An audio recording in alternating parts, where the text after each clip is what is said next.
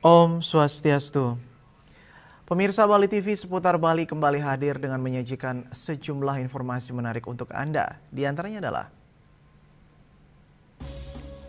sempat ditutup aktivitas pembuangan sampah di TPA Suung kembali dibuka.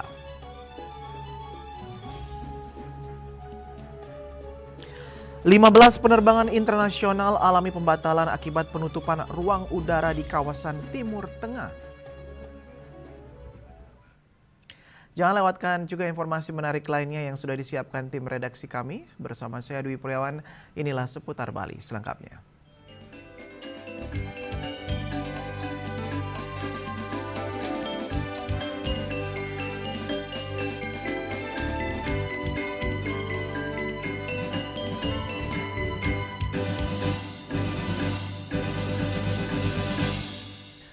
Pemirsa, aktivitas pembuangan sampah di TPA Suung Denpasar Selatan kembali berjalan normal pada Senin pagi 2 Maret 2026 setelah dilakukan koordinasi antara pihak pengelola sampah Provinsi Bali, pemerintah Kabupaten Badung, dan pemerintah Kota Denpasar. Sebelumnya TPA Suung berhenti beroperasi sejak tanggal 1 Maret 2026 yang merupakan tindak lanjut dari kebijakan Kementerian Lingkungan Hidup dalam rangka menghentikan praktik pembuangan sampah terbuka atau open dumping di Bali.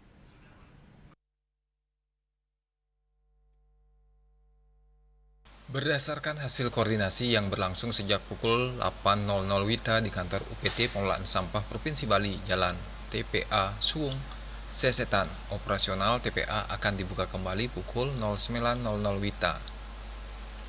Perwakilan UPT Pengelolaan Sampah PMK Badung, Gede Sucipto menjelaskan bahwa pihaknya telah menyiapkan alat-alat operasional guna mendukung kelancaran aktivitas di lokasi. Sementara itu, Koordinator SIP Pagi UPT Pengelolaan Sampah Provinsi Bali, Ketut Widana, menyampaikan bahwa sebelumnya terdapat kendala teknis berupa kerusakan alat berat ekskavator milik provinsi yang saat ini masih dalam tahap perbaikan. Dari hasil pemantauan di lapangan sekitar pukul 8.30 WITA, alat berat milik UPT Pengelolaan Sampah PMK Badung telah mulai beroperasi di area gunungan sampah. Disusul kemudian alat berat milik UPT Pengelolaan Sampah Kota Denpasar yang selesai melakukan pengisian bahan bakar dan segera bergabung dalam penanganan sampah. Pada pukul 8.56 WITA, truk-truk pengangkut sampah mulai memasuki area TPA secara bertahap. Kapolsek Denpasar Selatan AKP Agus Adi Apriyoga menyatakan bahwa situasi di lokasi terpantau aman dan kondusif. Polsek Densel melakukan pemantauan dan pengamanan untuk memastikan aktivitas pembuangan sampah dapat kembali berjalan dengan tertib. Dari hasil koordinasi dan pemantauan di lapangan, operasional TPA sudah kembali normal dan tidak terdapat aksi penyampaian pendapat dari para sopir truk sampah. Ia menambahkan bahwa pihak kepolisian akan terus melakukan monitoring guna mengantisipasi potensi gangguan Kamtibmas serta memastikan pelayanan publik tetap berjalan lancar. Tim Liputan Bali TV. DPD Perbarindo Bali melaksanakan gerakan penanaman 1.000 bibit pohon kelapa daksina. Kegiatan ini sebagai bentuk aksi nyata kepedulian BPS BPRS terhadap budaya dan kelestarian lingkungan. Kegiatan yang dilaksanakan di seputaran area Embung Tukat Unde Klungkung ini dihadiri Gubernur Bali Wayan Koster, Bupati Klungkung, perwakilan dari OJK Provinsi Bali, dan undangan lainnya.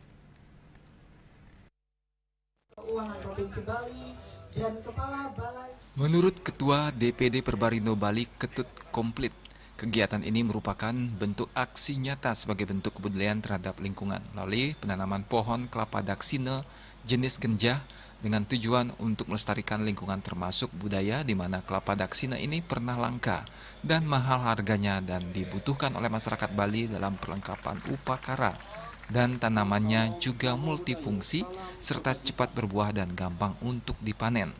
Kegiatan ini sebagai gerakan bersama secara gotong royong oleh seluruh insan BPRS melalui wadah Perbarindo Bali. Ketut Komplit juga mengapresiasi kehadiran Gubernur Bali yang ikut menanam pohon kelapa ini.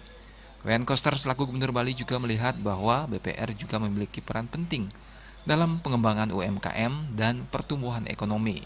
Ketut Komplit menambahkan bahwa kegiatan ini juga bisa menjadi salah satu pilar dalam pengembangan pariwisata di Bali, di mana Bali mempunyai keunikan di bidang itu, khususnya dalam pengembangan budaya melalui kegiatan keagamaan. Dengan pariwisata bertumbuh, ekonomi Bali juga bertumbuh, di mana pertumbuhan ekonomi di Bali saat ini di atas pertumbuhan ekonomi nasional. Dengan pertumbuhan ekonomi ini diharapkan BPR juga punya peluang semakin banyak dalam segala kegiatan usahanya di dalam industri, perbankan, baik itu menghimpun maupun menyalurkan kembali ke masyarakat. Inilah gerakan kita bersama.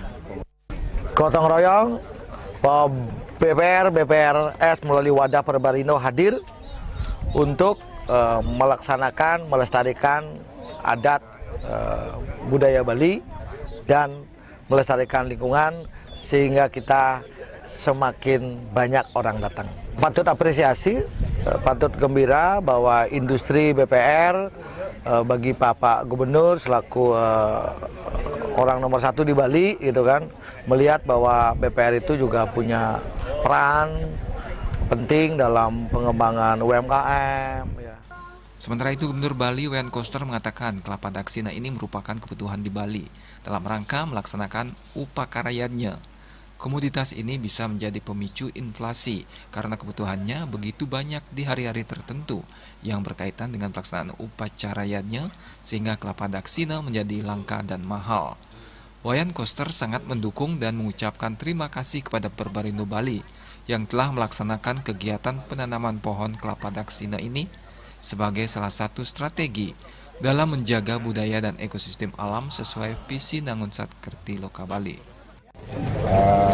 Kelapa daksina ini sangat dibutuhkan, sangat penting apa yang dilakukan oleh Perbarindo dan saya sangat mendukung. Terima kasih kepada Perbarindo atas inisiatif yang baik ini. Ini merupakan bagian strategi kita untuk menjaga budaya dan juga menjaga ekosistem alam Bali sesuai visi Nangunsat Kerti Loka Bali. Pada kesempatan tersebut dilaksanakan penyerahan cenderamata dan bibit pohon kelapa secara simbolis oleh Ketua DPD Perbarindo Bali Ketut Komplit kepada Gubernur Bali Wayan Koster, kepada Bupati Klungkung dan undangan lainnya. Selanjutnya dilaksanakan penanaman pohon kelapa daksina secara simbolis oleh Gubernur Bali, OJK Provinsi Bali dan undangan lainnya. Penanaman pohon juga dilakukan oleh masing-masing DPK Perbarindo serta perwakilan dari masing-masing BPR yang dibagi ke dalam beberapa area penanaman. Usai penanaman pohon kelapa daksina ini, Gubernur Bali bersama jajaran pengurus DPD Perbarindo Bali juga berkesempatan melihat embung Tukad Unde.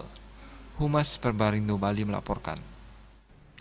PT Indo Bali Gas Group menyelenggarakan buka puasa bersama lintas agama bertemakan indahnya berbagi kasih dengan 1.000 anak-anak yatim piatu lintas agama, disabilitas, tunanetra dan para kaum duafa pada Minggu 1 Maret 2026 di Gedung Serbaguna Bhinneka Nusa Kau, Dalung Permai, Kuta Utara Badung. Kegiatan ini sebagai ungkapan syukur meningkatkan tali silaturahmi serta kebersamaan di bulan Ramadan yang penuh berkah ini.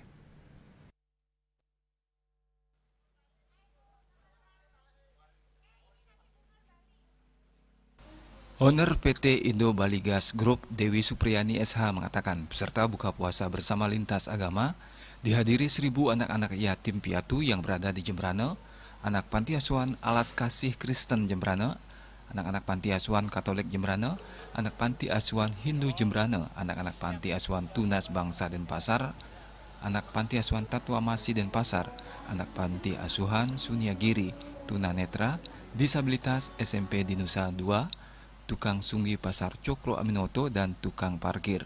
Kegiatan yang juga melibatkan puluhan UMKM bertujuan membahagiakan anak-anak yatim piatu.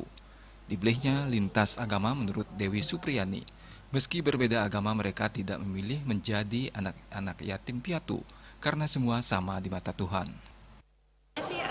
Kami ini sekeluarga ingin ya membahagiakan, menyenangkan anak-anak yatim piatu. Kenapa kami pilih lintas agama? Karena tidak ada maaf dari Muslim ingin jadi yatim piatu, dari Hindu maupun dari Kristiani dan Katolik. Kebetulan tahun ini itu dari anak-anak yatim piatu Jembrana, dari Alas Kasih Kristen, Muslim Muhammadiyah Putra dan Putri Jembrana, Katolik juga dari Jembrana ada, dan dari anak yatim piatu Hindu. Sementara itu, suami Dewi Supriyani, Haji Yahya Ali Al-Subandi mengatakan, setiap umat berhak merasakan kebahagiaan di bulan Ramadan ini, sehingga dapat meningkatkan persatuan, tali silaturahmi, kebersamaan, dan tidak ada sekat antar umat beragama. Jadi kita diberikan rezeki itu, ada sebagian yang harus diberikan kepada sesama, tanpa peduli, tanpa melihat agama, tanpa melihat ras. Karena Islam mengajarkan ini untuk rahmatan lil alamin.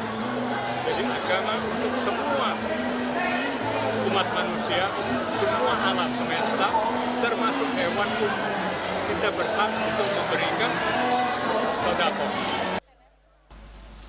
Usai buka puasa bersama yang menyajikan berbagai ragam hidangan dari UMKM, owner PT Indo Bali Gas Group Dewi Supriyani bersama keluarga menyerahkan cindera mata kepada anak-anak yatim piatu. Mudah-mudahan kita Bu Ani lebih maju dan kita lebih aktif dan semangat menjalani hidup ini. Dengan bulan puasa ini kita hidup rasa kebersamaan, tidak ada membedakan ras dan suku. Kita tetap satu. Terima kasih. Di pasar Cemplung Minoto diundang sama Ibu. Namanya Bu Hani. Terima kasih buat bantuannya Bu Hani setiap tahun. Semoga bermanfaat, berkah, tertukara.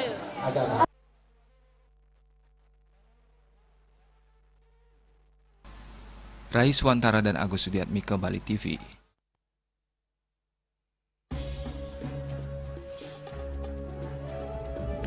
Lima belas penerbangan internasional alami pembatalan akibat penutupan ruang udara di kawasan Timur Tengah. Kami segera kembali dengan laporannya.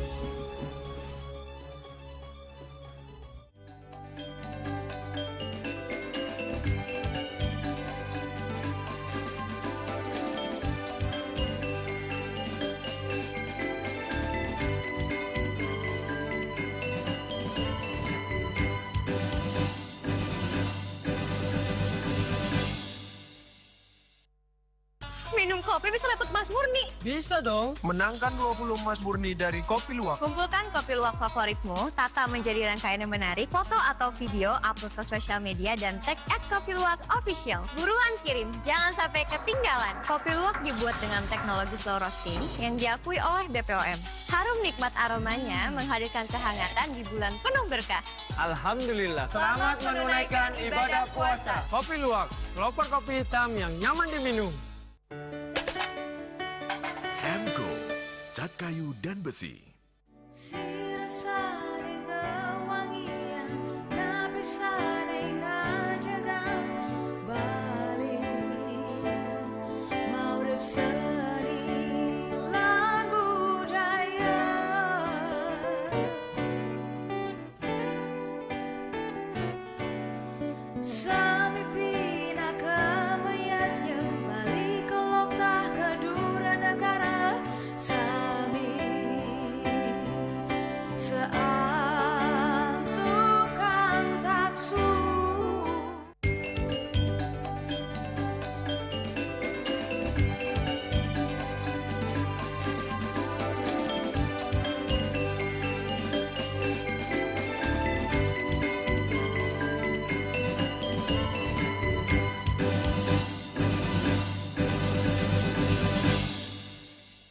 Pemirsa, Bandara Internasional I Gusti Ngurah Rai mencatat sedikitnya 15 penerbangan internasional mengalami pembatalan. Situasi ini merupakan dampak penutupan ruang udara di kawasan Timur Tengah menyusul meningkatnya konflik antara Amerika Serikat, Israel, dan Iran.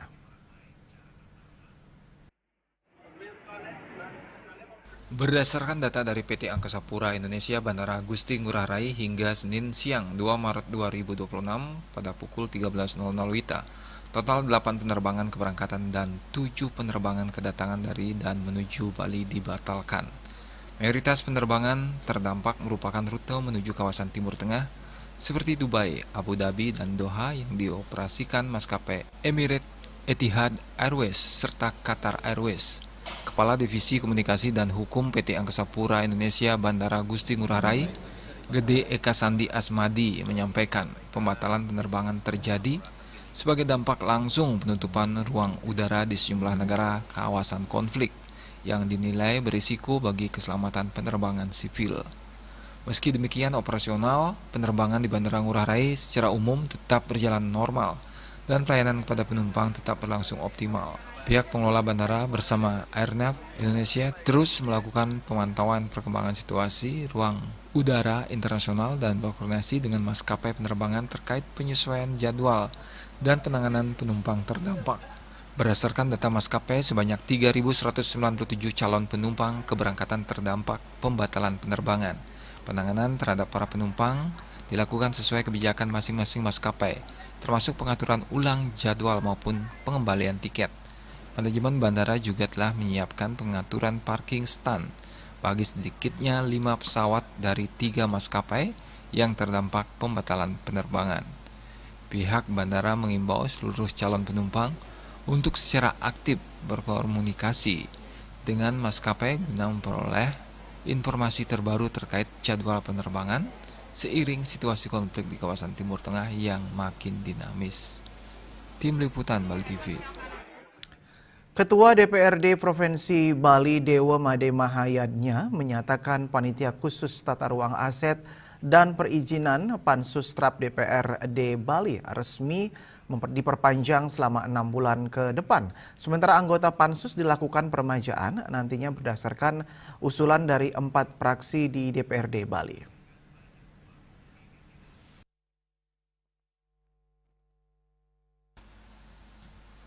Keputusan tersebut diambil berdasarkan rapat pimpinan DPRD Bali bersama alat kelengkapan Dewan Senin pagi di DPRD Bali.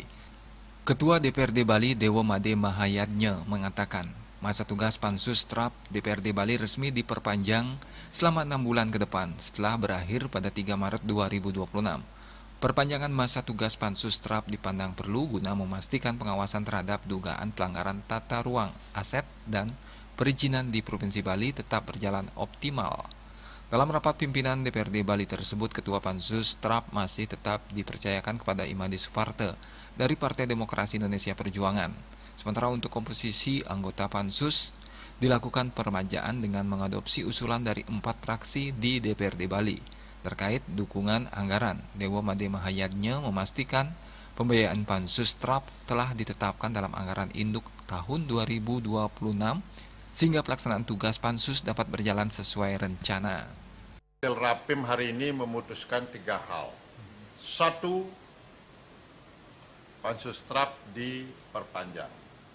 2, keanggotaannya diremajakan mengadopsi usulan 4 fraksi yang ada di DPRD Bali. Jadi Perjuangan, Gerindra, PSI, Golkar, dan Demokrat Nasdem. Yang ketiga, anggarannya sudah ditetapkan di anggaran induk 2026. Jadi pelaksanaan Pansus Trap yang kemarinnya dibentuk mendadak karena pembahasan anggaran adalah setahun sebelumnya, itu kita di tahun 2026 berjalan sesuai anggaran dan peraturan yang berlaku dan disepakati dalam rapat pimpinan yang dihadiri oleh pimpinan DPRD, alat kelengkapan Dewan yang tadinya hadir di sini. Lebih lanjut, Dewa Made Mahayadnya juga menyampaikan akan segera memberikan laporan kepada publik terkait kinerja Pansus Trap selama masa tugas periode pertama. Laporan tersebut nantinya akan menjadi bahan evaluasi sekaligus pijakan dalam melanjutkan tugas pengawasan pada periode perpanjangan 6 bulan mendatang. Yana dan Winata, Bali TV.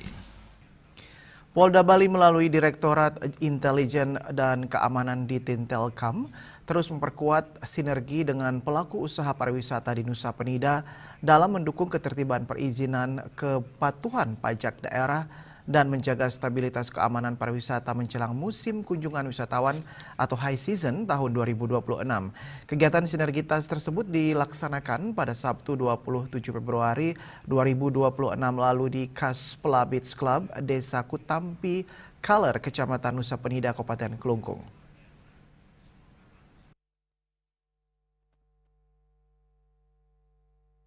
Kegiatan kali ini melibatkan unsur pemerintah daerah, aparat keamanan, asosiasi pariwisata, dan sekitar 70 pelaku usaha akomodasi wisata. Dir Intelkam Polda Bali yang diwakili Kasubdit 2 Dit Intelkam dalam sambutannya menyampaikan apresiasi kepada seluruh peserta yang hadir. Ia juga menegaskan bahwa perkembangan pesat Pulau Nusa Penida sebagai destinasi wisata unggulan Bali harus diimbangi dengan pengawasan, kepatuhan administrasi, dan jaminan keamanan guna mewujudkan pariwisata yang berkualitas dan berkelanjutan. Dalam kegiatan tersebut, pemerintah Kabupaten Kelungkung melalui Dinas Pariwisata memaparkan pertumbuhan kunjungan wisatawan yang meningkat signifikan dan potensi risiko pariwisata yang perlu diantisipasi bersama. Pemerintah daerah juga mensosialisasikan program pengawasan wisatawan melalui program Cakrawasi dan inovasi digital pengendalian wisatawan berbasis aplikasi One Gate One Destination. Dengan acara sinergitas terkait dengan sosialisasi aplikasi Cakrawasi, dan kami dari Dinas Pariwisata Kabupaten Kelungkung ini searah atau sejalanlah dengan rencana aplikasi kami terkait dengan One Gate One Destination. Sementara itu, Dinas Penanaman Modal dan Pelayanan Terpadu Satu Pintu Kabupaten Kelungkung menjelaskan bahwa realisasi investasi di Nusa Penida terus meningkat dalam periode 2023-2025. Namun demikian masih ditemukan sejumlah pelaku usaha yang belum melengkapi izin lanjutan meskipun telah memiliki nomor induk berusaha NIB. Pemerintah juga menegaskan penerapan perizinan berusaha berbasis risiko dan kemudahan pengajuan izin PBUMKM bagi pelaku usaha. Kepala Badan Pengelolaan Keuangan dan Pendapatan Daerah BKPD Kabupaten Kelungkung menambahkan bahwa sektor pariwisata Nusa Penida menjadi penyumbang pajak terbesar daerah yang kemudian dikembalikan dalam bentuk pembangunan infrastruktur. Pelaku usaha diimbau untuk tertib administrasi dan memanfaatkan sistem pembayaran pajak berbasis online guna meningkatkan pendapatan asli daerah. Ketua PRI Kelungkung turut menyampaikan dukungannya terhadap program Cakrawasi sekaligus menyoroti masih adanya kendala regulasi yang dirasakan pelaku usaha. Oleh karena itu diperlukan pendampingan berkelanjutan agar proses perizinan berjalan lebih mudah dan tidak menimbulkan persoalan hukum di kemudian hari. Dengan adanya acara ini tentunya saya senang sekali karena ini adalah wujud dari wujud dasar untuk menuju ke pariwisata yang berkualitas berkelanjutan. Kenapa? Karena dengan adanya sosialisasi seperti ini kita jadi lebih waspada terhadap tamu. Kegiatan juga diisi dengan sosialisasi teknis aplikasi Cakrawasi oleh tim teknis bersama PT Paisa Indonesia Maju sebagai upaya meningkatkan pengawasan dan pendataan aktivitas usaha pariwisata di wilayah Nusa Penida. Sebagai bentuk implementasi sinergi yang berkelanjutan, Dit Intelkam Polda Bali bersama pelaku pariwisata kembali melaksanakan kegiatan bakti sosial berupa aksi bersih-bersih pantai Crystal Bay pada Minggu 1 Maret 2026. Kegiatan yang dipimpin Kasubdit 2 Dit Intelkam Polda Bali AKBP Komang Reka Sanjaya tersebut melibatkan sekitar 200 peserta yang terdiri dari aparat keamanan, pelaku akomodasi pariwisata, dan masyarakat setempat. Selain aksi bersih pantai, kegiatan juga diisi dengan penyerahan dana punil kepada pura yang terdampak bencana longsor dan bantuan alat-alat kebersihan. Melalui kegiatan ini, Polda Bali berharap terbangun kolaborasi yang kuat antara aparat keamanan, pemerintah daerah, dan pelaku usaha pariwisata dalam menjaga kondusivitas Kamtibmas serta mewujudkan pariwisata Nusa Penida yang bersih, aman, dan berkualitas. Tim Liputan Bali TV.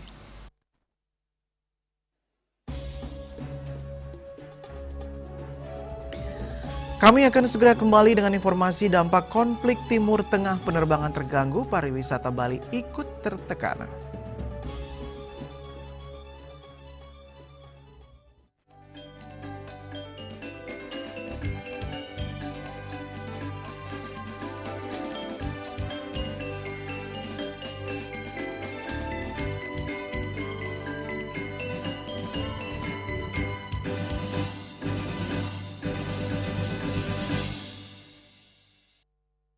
Minum kopi bisa dapat emas murni. Bisa dong, menangkan 20 emas murni dari Kopi Luwak. Kumpulkan kopi luwak favoritmu, tata menjadi rangkaian yang menarik, foto atau video, upload ke sosial media, dan tag @kopiluwak_official. Buruan kirim, jangan sampai ketinggalan. Kopi luwak dibuat dengan teknologi slow roasting yang diakui oleh BPOM. Harum nikmat aromanya menghadirkan kehangatan di bulan penuh berkah. Alhamdulillah, selamat menunaikan ibadah puasa. Kopi Luwak, pelopor kopi hitam yang nyaman diminum. Cat Color dengan daya sebar yang luas, cepat kering, dilengkapi 39 pilihan warna. Kualitas dijamin terbaik. Cat Color, harga ekonomis.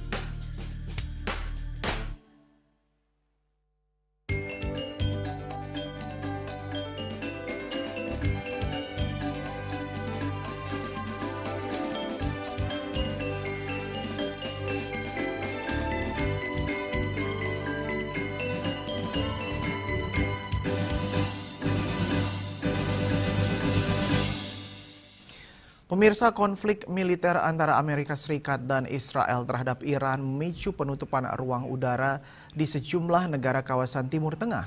Situasi tersebut turut mempengaruhi sektor pariwisata Pulau Dewata akibat pembatalan dan penyesuaian sejumlah jadwal penerbangan dari kawasan Timur Tengah menuju Bandara Internasional I Gusti Ngurah Rai.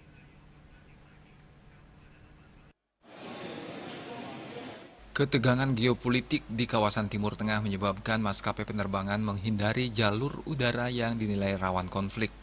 Dampaknya sejumlah penerbangan internasional mengalami keterlambatan hingga pembatalan, termasuk penerbangan langsung yang membawa wisatawan menuju Bali. Ditemui Senin pagi 2 Maret 2026 di kawasan Kerobokan, Badung, Ketua PRI Badung, Gusti Agung Ngurah Rai Suryawijaya mengakui kondisi tersebut memberikan dampak signifikan terhadap stabilitas pariwisata Bali, terutama dari sisi kunjungan wisatawan mancanegara. Menurut pria yang akrab disapa ARS ini, wisatawan asal Timur Tengah memiliki kontribusi besar terhadap industri pariwisata Bali, baik melalui penerbangan langsung maupun wisatawan yang bekerja di kawasan tersebut dan memilih Bali sebagai destinasi liburan. Ia berharap konflik segera berakhir agar situasi keamanan global kembali stabil dan aktivitas penerbangan internasional dapat kembali normal. Kalau ini berkepanjangan tentu situasinya akan lebih memburuk. Lebih-lebih sekarang di Bali sendiri juga banyak permasalahan kita mengenai situasi banjir, kemudian keamanan, kriminalitas meningkat, dan juga infrastruktur, kemacetan, dan lain sebagainya. Nah, saat ini tertambah terus karena Middle East cukup besar kontribusinya ya. Bukan orang dari Middle East saja di sana. Kan banyak pekerja-pekerja yang tinggal di sana dan berwisata ke Bali khususnya. Sehingga kita punya direct flight juga ya. Uni Emirates juga, Qatar yang terbang dari Middle East membawa biasanya wisatawan yang berkelas lah dari sana. Ini tentu akan berdampak buruk terhadap perkembangan pariwisata kita ke depan. Agung Rai Suryawijaya menambahkan, pengalaman konflik global seperti Perang Teluk di masa lalu juga pernah menyebabkan penurunan kunjungan wisatawan ke Bali akibat meningkatnya kekhawatiran masyarakat untuk bepergian. Di tengah tantangan geopolitik global, sektor pariwisata Bali pada tahun 2026 juga dihadapkan pada berbagai persoalan lain, mulai dari bencana alam, banjir, kemacetan, hingga isu keamanan dan infrastruktur. Meski demikian, pihaknya berharap wisatawan dari kawasan lain tetap menjadikan Bali sebagai destinasi utama, sehingga stabilitas pariwisata tetap terjaga di tengah situasi global yang tidak menentu. Indrawan, Bali TV.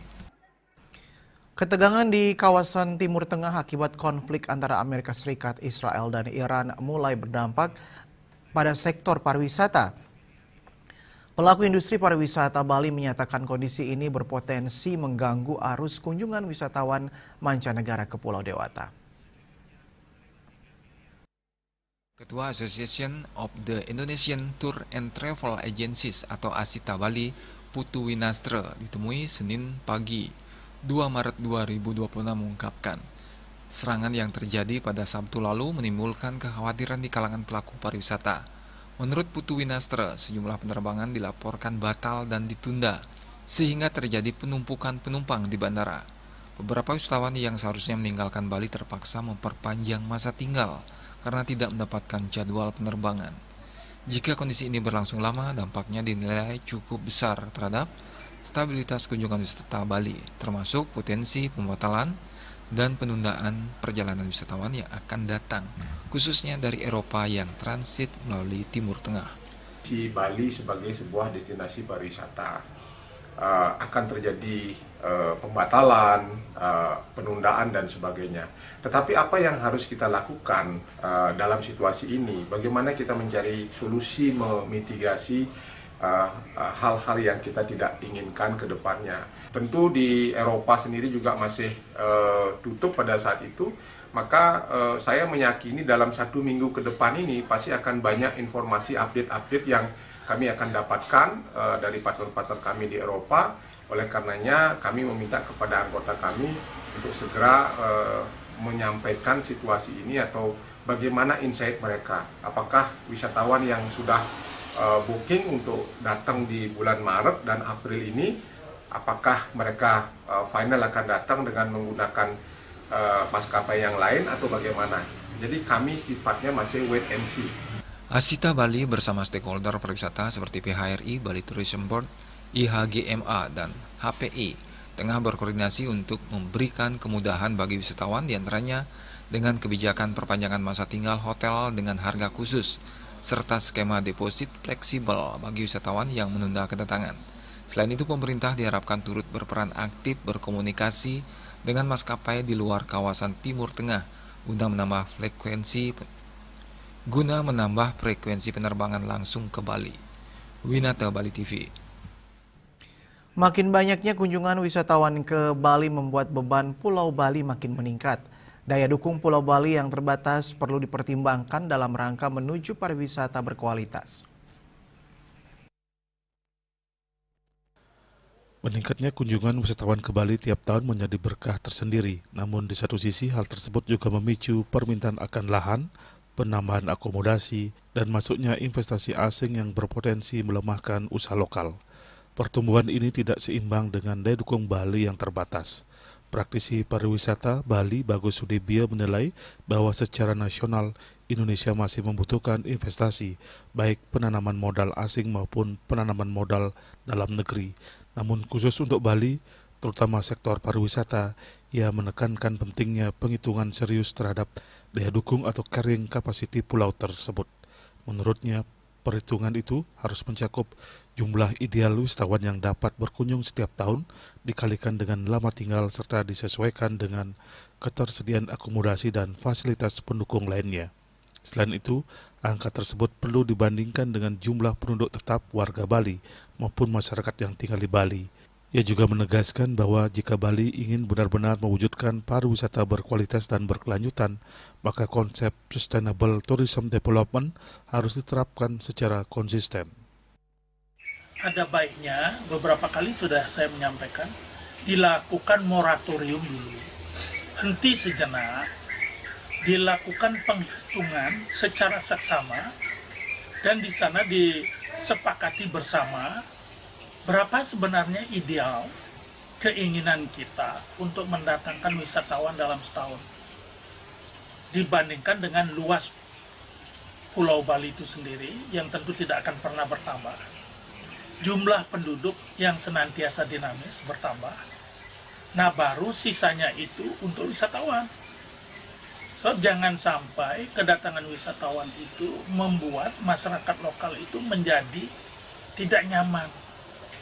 Begitu juga si wisatawan merasa tidak nyaman dan tidak aman. Para pemangku kebijakan di Bali diharapkan bisa menjaga keseimbangan antara investasi dan keberlanjutan pariwisata. Sinergi antara pemerintah, pelaku usaha, dan masyarakat menjadi kunci agar pertumbuhan ekonomi tetap terjaga tanpa mengorbankan kenyamanan dan identitas lokal Bali. Riasa Bali TV.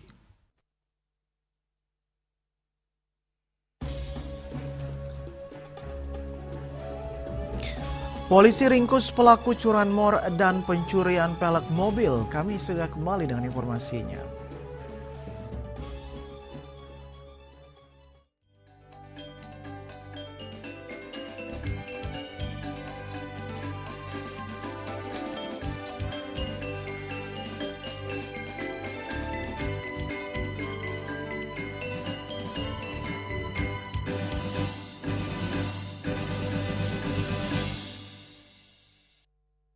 Minum kopi bisa dapat emas murni. Bisa dong. Menangkan 20 emas murni dari Kopi Luwak. Kumpulkan kopi luwak favoritmu, tata menjadi rangkaian yang menarik, foto atau video, upload ke sosial media, dan tag @kopiluwak_official. Buruan kirim, jangan sampai ketinggalan. Kopi luwak dibuat dengan teknologi slow roasting yang diakui oleh BPOM.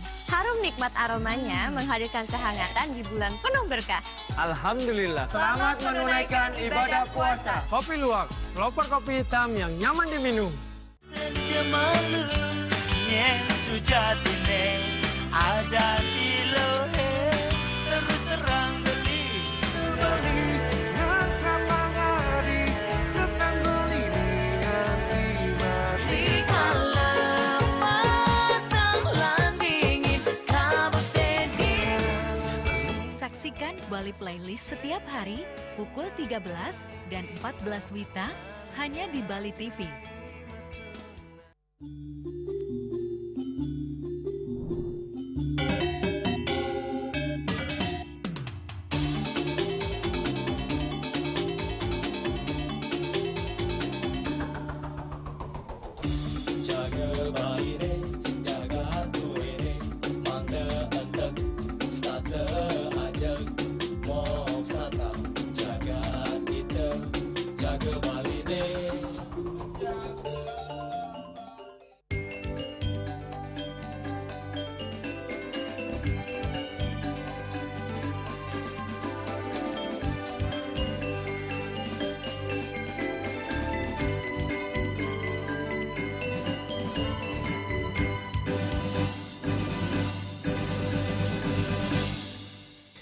Pemirsa, Satreskrim Polres Tabanan mengungkap belasan kasus kriminal selama periode Januari hingga Februari 2026.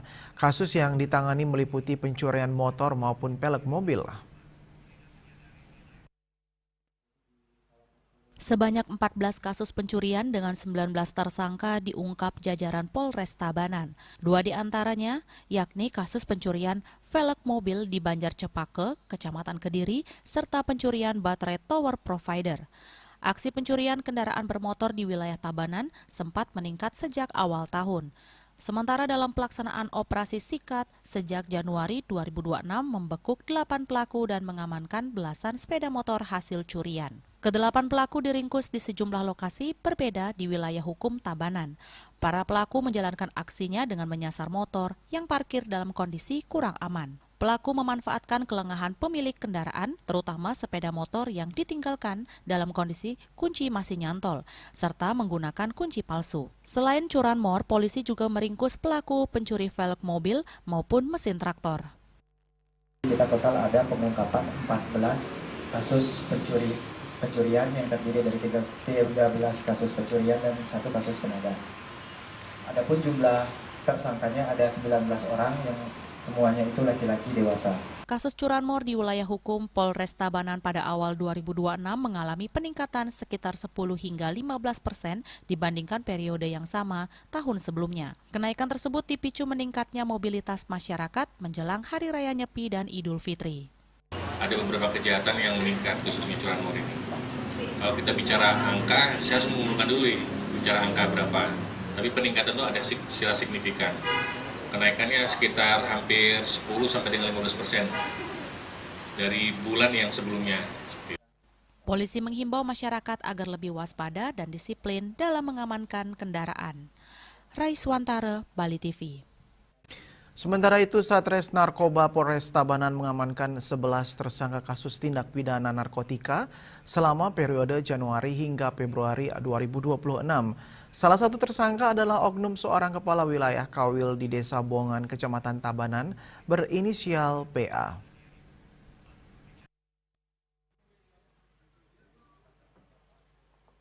Kapolres Tabanan AKBP Putu Bayupati mengatakan total barang bukti berupa 148 paket sabu dengan berat bruto 48,98 gram dan 16 butir ekstasi. Ia menegaskan sebagian besar tersangka mengaku nekat menyimpan dan menguasai narkotika dengan alasan faktor ekonomi. Modus yang digunakan A dengan menyimpan sabu dalam plastik klip kecil untuk diedarkan kembali. Jumlah barang bukti sabu sebanyak 148 paket sabu yang ada di depan rekan-rekan sekalian dengan berat keseluruhan 48,98 gram. Lalu yang berikutnya ada juga ekstasi. Ini ada 16 butir atau 6,25 gram neto. Kasat Res Narkoba Polres Tabanan AKPI Ketut Ananta mengatakan oknum perangkat desa berinisial PA 32 tahun tersebut ditangkap bersama seorang rekannya, BK alias L, yang asal Penarukan Kerambitan. Penangkapan dilakukan di pinggir jalan Kalanganyar Sudimara, Desa Sudimara, Kecamatan Tabanan. Dari hasil penggeledahan, petugas menemukan satu paket sabu seberat 0,37 gram. Hasil interogasi keduanya, motif kepemilikan narkotika dipicu faktor ekonomi. Selain kasus narkotika, polisi juga mengamankan 933 butir pil warna putih berlogo Y yang ditemukan berserakan saat kecelakaan lalu lintas di Jalan Tukat Yehgangge, 17 Februari 2026. Setelah dilakukan uji laboratorium forensik di Denpasar, hasilnya mengandung triheksylpenidil yang tergolong obat keras dan bukan narkotika maupun psikotropika. Ini FA, laki-laki umur 35 tahun, jadi untuk alamat di Grugul Sukerju, Kecamatan Kalisat, Kabupaten Jember. Dan kecelakaan tersebut terjadi, ini bentuknya out of control, rekan-rekan, jadi laka tunggal. Kita juga ada menemukan barang berupa pil Y dengan kode Y. Ini awalnya dari kecelakaan lalu lintas out of control yang terjadi di Jalan Sudimaro. Dengan mengamankan barang tersebut, kemudian kami juga sudah melakukan upaya untuk melakukan pemeriksaan secara laboratoris. Apa kandungan daripada pil tersebut? Nah, berdasarkan dari hasil lab yang kami sudah dapat, bahwa pil ini mengandung berupa triheksylpenidil, tidak termasuk ke dalam narkotika maupun psikotropika. Raiswantara, Bali TV. Rumah Sakit Umum Daerah Wangaya Denpasar terus melakukan pengembangan pelayanan kesehatan dengan membangun gedung poliklinik 5 lantai.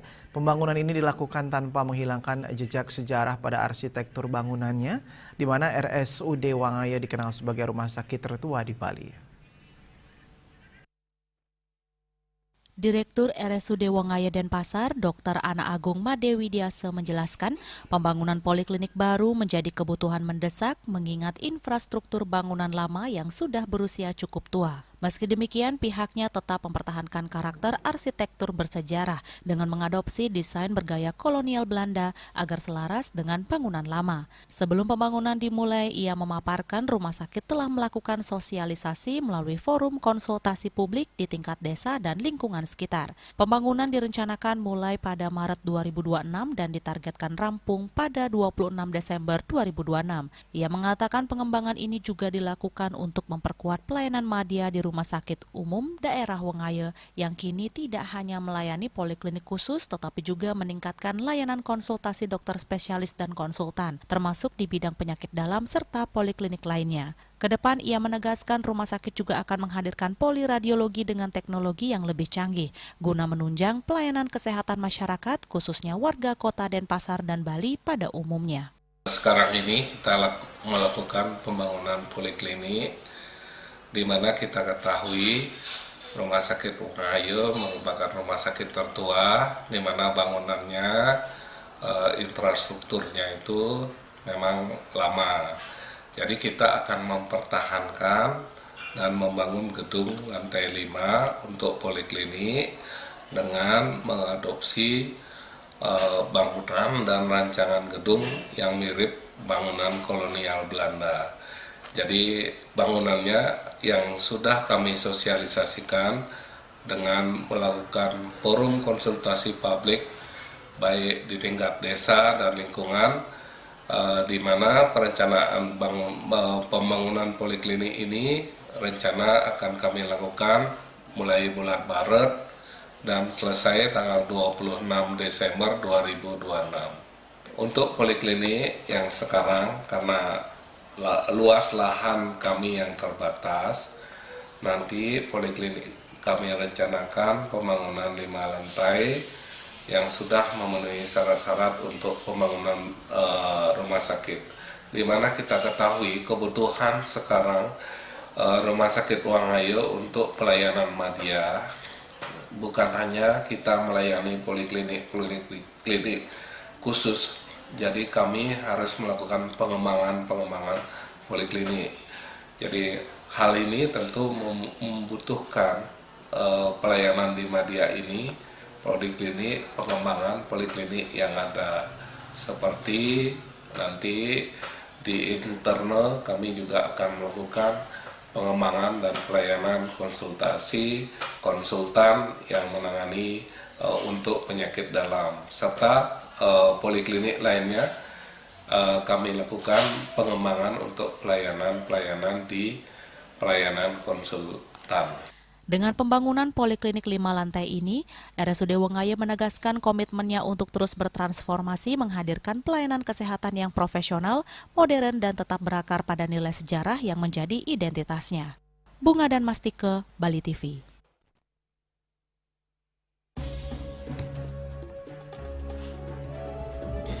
Pemirsa, jangan beranjak dulu, kami segera kembali dengan laporan Yuwana Bali Mepelesiran berikan pemahaman Hari Nyepi di STT Desa Adat Beng.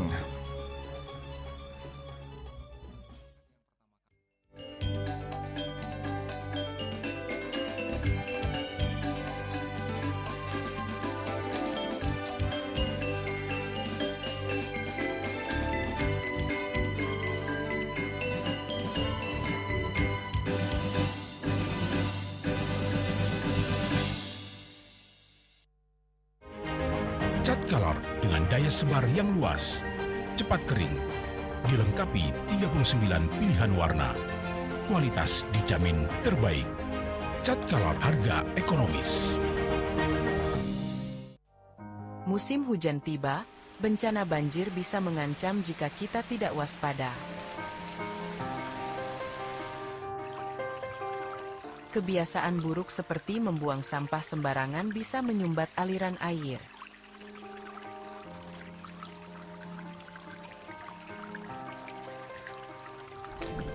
Kita bisa mencegah banjir dengan bergotong royong, menjaga selokan bersih, dan menanam pohon.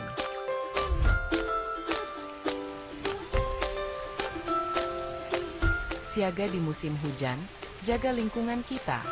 Bersama, kita bisa terhindar dari banjir.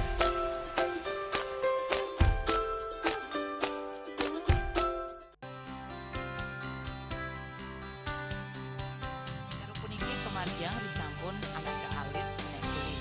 Betapa kalau kebaos, mepandes utawi mesangi, mesin drama, antar Ketua Banjar Jakarta Selatan hari di Jakarta Selatan para pindah liwah tokoh-tokoh umat ini emansipasi lokasi miwah penyarengan kerama istri saha anggen cangin purikau wenten taler 6 TPS tani kaayahin oleh kerama istri inggian ring TPS 6.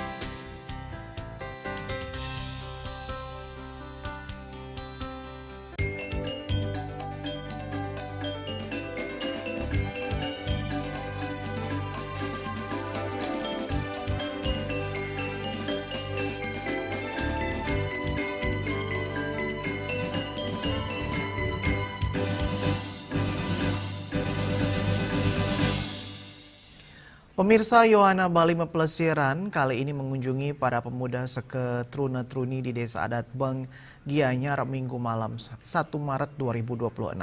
Kegiatan ini menjadi momentum memberikan pemahaman ke generasi muda mengenai Hari Raya Nyepi.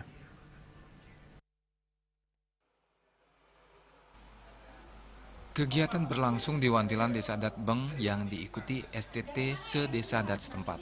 Ketua Harian Pesikian Yohana Bali, Dewa Ardita menjelaskan kegiatan mepelesiran bersama salah satu merek bir ternama ini merupakan yang pertama kali dilaksanakan oleh Yohana Bali.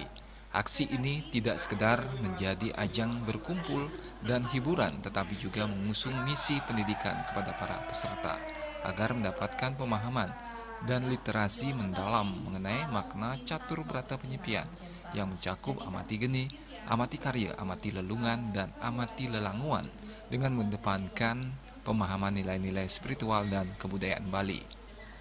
Materi disampaikan langsung oleh narasumber dari Majelis Desa Adat Provinsi Bali, MDA Provinsi Bali. Ia menambahkan, latar belakang kegiatan ini berangkat dari keprihatinan melihat stigma bahwa sebagian Yohana Bali mulai melupakan esensi catur berata penyepian.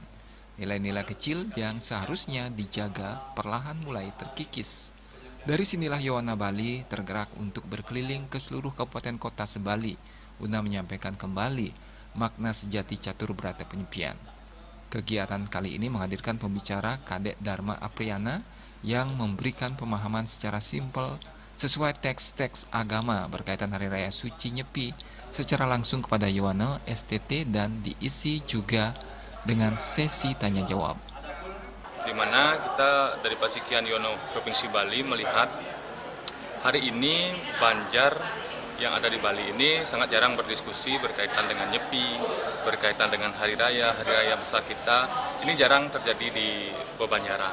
Nah, kita ingin membangkitkan semangat ini, semangat diskusi, semangat edukasi teman-teman yang ada di Sepetruna, STT, agar nantinya mereka paham apa sih yang kita jalankan, tradisi yang sudah diwariskan oleh leluhur ini, mereka tahu maknanya, mereka tahu filosofinya, sehingga dalam pelaksanaan itu tidak hanya sebuah seremonial, tapi memiliki makna yang bermanfaat bagi kehidupan kita.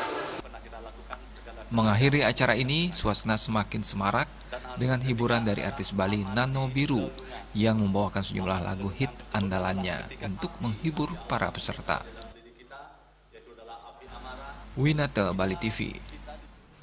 Pemirsa, kabar duka menyelimuti dunia akademik dan ekonomi Bali. Tokoh sekaligus guru besar ekonomi Profesor IR Gede Sri Dharma ST MMDBA meninggal dunia pada Minggu 1 Maret 2026 pukul 5 WITA dalam usia 57 tahun. Almarhum menggembuskan napas terakhir di RSUP Prof. Dr. IGNG Ngurah setelah menjalani perawatan akibat sakit komplikasi. Almarhum Pande Srisya Elvara Alandari menyampaikan bahwa sang ayah lahir di Denpasar 18 Februari 1969.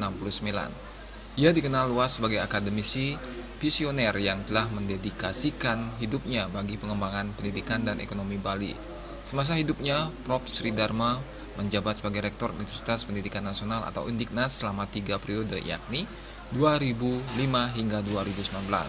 Di bawah kepemimpinannya, Undiknas berkembang menjadi salah satu perguruan tinggi swasta yang diperhitungkan dengan penguatan pada manajemen modern, kewirausahaan, serta transformasi digital kampus.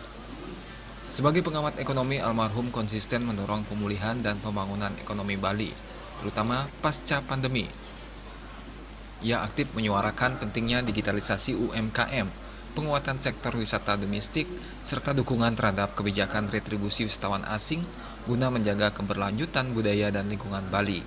Dikenal sebagai sosok intelektual yang jujur, progresif, dan berpihak pada pembangunan masyarakat. Prof. Sri Dharma membawa visi Move to Global Digital untuk menyiapkan generasi muda Bali agar mampu bersaing di tingkat internasional tanpa meninggalkan akar budaya lokal. Papa sebagai akademisi itu benar-benar disiplin selalu sama mahasiswa, sama teman-temannya. Benar-benar semuanya juga tahu apa harus tepat waktu, harus ruwet kerjanya.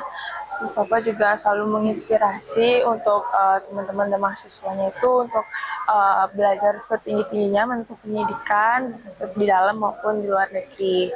Jadi Papa sangat mendukung kalau misalnya ada yang ingin melanjutkan studi di luar, rekan-rekan dosennya itu Papa sangat mendukung. Pandey Elvara menambahkan prosesi pengabaian almarhum akan dilaksanakan 5 Maret 2026 pada pukul 06.00 WITA di Krematorium Santayana. Kepergian Profesor Sri Dharma meninggalkan duka mendalam bagi keluarga, sivitas akademika, serta masyarakat Bali yang mengenalnya sebagai pemikir dan penggerak pembangunan daerah. Hendra Dandek Putra, Bali TV. Berdasarkan data Bappenas tahun 2025, angka putus sekolah di Bali mencapai 3,4% atau sebanyak 20.631 anak. Meski bukan yang tertinggi secara nasional, angka ini dinilai cukup tinggi dibandingkan total penduduk Bali yang berjumlah 4,46 juta jiwa.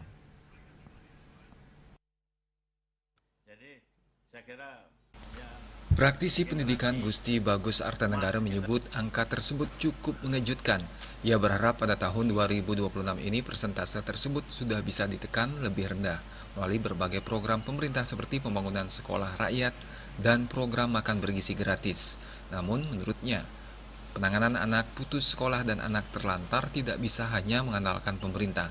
Diperlukan sinergi antara pemerintah, guru, tokoh adat, dan orang tua agar tidak ada lagi anak-anak termasuk anak perempuan di pelosok desa yang terhambat mengenyam pendidikan karena faktor ekonomi maupun tradisi.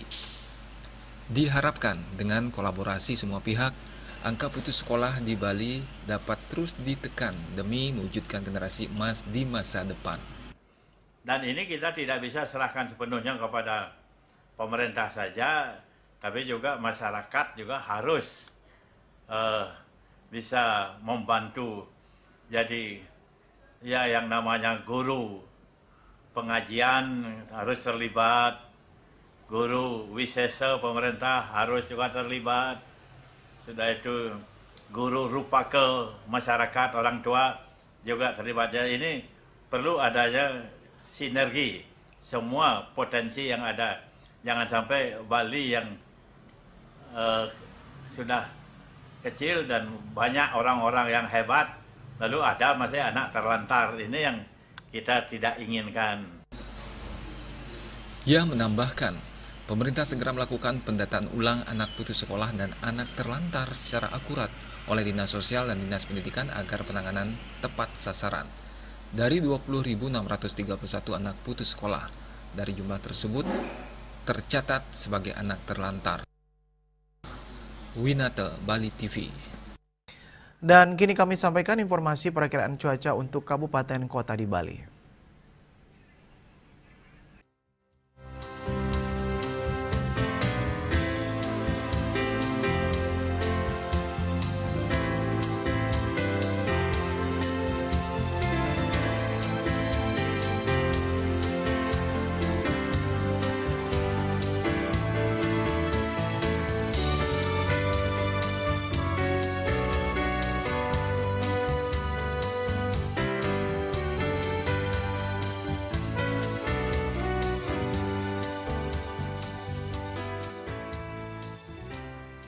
Seputar Bali bersama Minyak Apun Ganapati, Usada Bali Keluarga Sehat. Update terus informasi Anda dengan subscribe dan like YouTube channel Bali TV @news Bali TV.